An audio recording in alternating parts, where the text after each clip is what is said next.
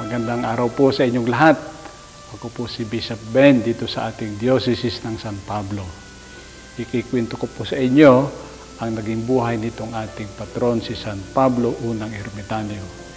Siya po ay pinanganak noong taong 234 sa Tebes, Ehipto, at ang kanyang mga magulang ay Mikaya.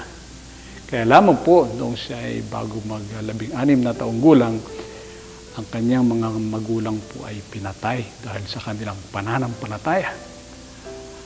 At itong kanyang kapatid, noong nag-aasawa, yung kanyang bayaw ay nagalit sa kanya sapagkat meron silang hindi pagkakaintindihan tungkol sa kanilang pag-aari. Kaya gustong ipagkanulo itong kanyang bayaw, itong si San Pablo. Kaya po upang iligtas ang kanyang sarili, siya ay tumakas at pumunta sa kabundukan. At doon ay nakakita siya ng isang kuweba, kaya doon po siya tumira. Malapit po dito sa kuweba ay merong isang halaman na katulad ng niyog. Kaya galing dito sa halamang ito, kinuha ang kanyang pagkain at ang kanyang damit na hinabi. At dito po, ito ang naging suporta niya sa kanyang pamumuhay.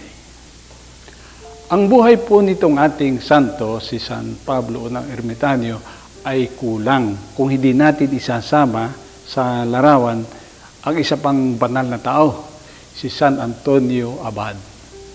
Noong pong itong si San Pablo unang Ermitanyo ay 113 taong gulang, at ito namang si San Antonio Abad ay 90 taong gulang, ay nagkaroon po ng panaginip itong si San Antonio. Kasi itong si San Antonio, kala niya, siya na ang pinakabanal sa mga ermitanyo. Pero dahil po sa panaginip, ay kanyang napag-alaman na meron pag isang ermitanyo na mas banal kaysa sa kanya. Kaya po, ang ginawa nitong si San Antonio, hinanap itong kung sino mang tao itong nasa panaginip. At sa kanya pong paglalakbay, ay siya'y ginabayan ng mga mababangis na hayop. At itong mga hayop na ito ang nagdala sa kanya doon sa kuweba ni San Pablo na unang ermitanyo.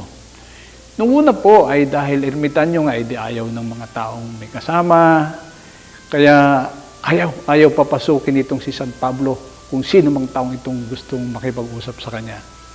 Kaya lamang po dahil itong si San Antonio ay matyaga at makulit, sa katapos-tapusan po ay di pinapasok din ni San Pablo itong si San Antonio, at sa kanilang pagkikita ay niyakap at hinagkan ni San Pablo itong si San Antonio.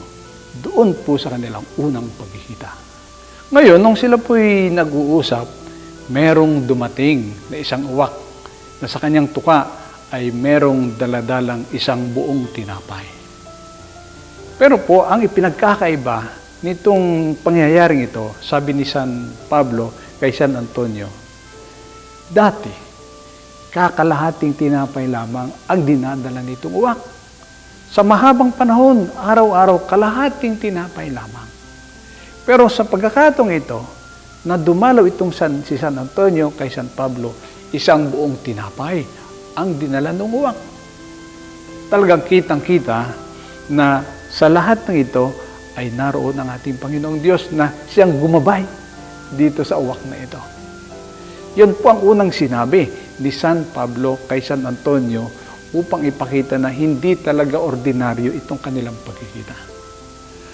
Pangalawa po, nabanggit din ni San Pablo dito kay San Antonio na merong dahilan kung bakit pumunta itong si San Antonio sa kanya.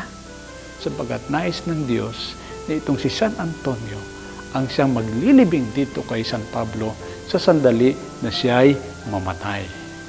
Meron pa pong isang alam itong si San Pablo. Alam niya na itong si San Atanasio ay merong kapa na gustong ibigay sa kanya. At dahil siya'y matanda na at nararamdaman niyang malapit na siyang mamatay, ay pinakausapan niya itong si San Antonio na kunin yung kapang yun at ibalik sa kanya. Kaya umalis po itong si San Antonio para sundin yung kalooban, itong nais mangyari ni San Pablo, umuwi para kunin po yung kapa. Nung siya ay pabalik na, malayo pa, ay meron siyang nakitang pangitain na itong si San Pablo ay paakyat na sa langit kasama ng mga anghel, ng mga propeta at ng mga apostol. Kaya nung siya ay dumating po doon sa kuweba, nakita niya itong si San Pablo na nakaluhod at ang kamay ay nakataas papuntang langit. At nung siya ay lumapit, aba, patay na. Patay na itong si San Pablo. E di, namumblema itong si San Antonio. Paano ba ito ililibig? Ay siya'y matanda na. Hindi niya kaya. Ay dito naman po papasok ang ating Panginoong Diyos sapagkat merong dumating na 2 leon. At itong 2 leon ito yung humukay nung paglilibingan nitong si San Pablo. At nung matapos na makahukay nga nung libingan, ay di dahan-dahan pong inilagay doon ni San Antonio itong labi ng ating patron na si San Pablo.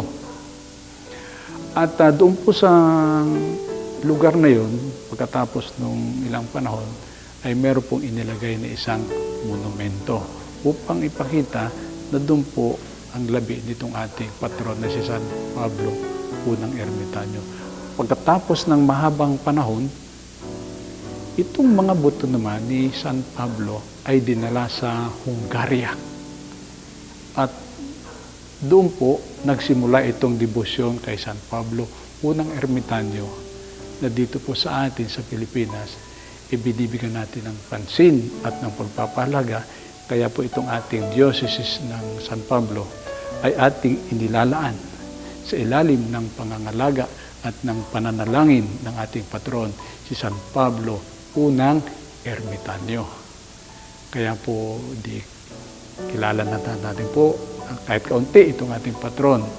Ating ipagdasal na sa tulong ng panalangin itong ating patron, si San Pablo, unang ermitanyo, tayo'y matutong sumunod sa kalooban ng ating Panginoong Diyos. Matuto tayong isantabi yung mga hindi natin kailangan sa buhay at isa lamang ang dapat maging direksyon ng ating buhay, ang pagsunod at sa kalooban ng ating mapagmahal na Panginoon.